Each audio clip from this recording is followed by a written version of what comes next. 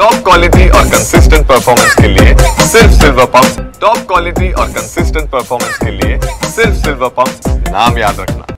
मी आता आहे दादरच्या स्वामीनारायण मंदिराजवळ आणि तुम्ही माझ्या पाठीमागे पाहू शकता इथे मोठ्या प्रमाणात पाणी साचलेलं आहे। याचं कारण असं आहे की रात्रभर हा पाऊस सतत पडत आहे आणि त्याचबरोबर हवामान खात्याने रेड अलर्ट जारी केला आहे आणि जर पाहायला गेलं तर हा जर पाऊस असा सतत पडत राहिला तर अनेक ठिकाणी पाणी भरण्याची शक्यता सुद्धा वर्तवली जात आहे आणि हवामान खात्याने सांगितलंच आहे, रेड अलर्ट दिलेला आहे। त्यामुळे आज गोकुळाष्टमी आहे आणि गोकुळाष्टमी असल्या कारणाने आज मात्र जे बाळगोपाळ आहेत ते आनंद घेणार आहेत। मात्र हा पाऊस सतत पडत राहिला तर त्याचा आनंद मात्र बाळगोपाळ आज गोकुळाष्टमी असल्या कारणाने घेतीलच।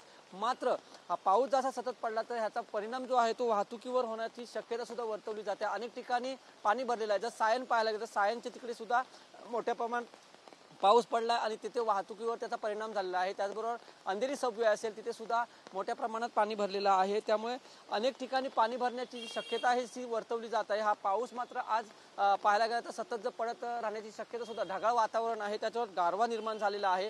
हा जर पाऊस असा सतत जर पडत राहिला तर अनेक ठिकाणी पाणी भरण्याची शक्यता सुद्धा वर्तते। त्याचबरोबर दादर तेथे जी पटरी आहे प्लॅटफॉर्म नंबर 5 आहे तिथे सुद्धा पाणी भरलेलं आहे, ती पटरी सुद्धा पाण्याखाली गेलेली आहे। त्यामुळे पावसात आज जर हा सतत पाऊस असा पडत राहिला तर याचा आनंद बाळगोपाळ आज घेणारच आहेत। मात्र जर हा सतत पाऊस जसा पडला तर याचा परिणाम जो आहे तो वाहतुकीवर होणार आहे। व्हिडिओ जर्नलिस्ट हरी नेगीसह मी वैभव घाग, TV9 मराठी, दादर।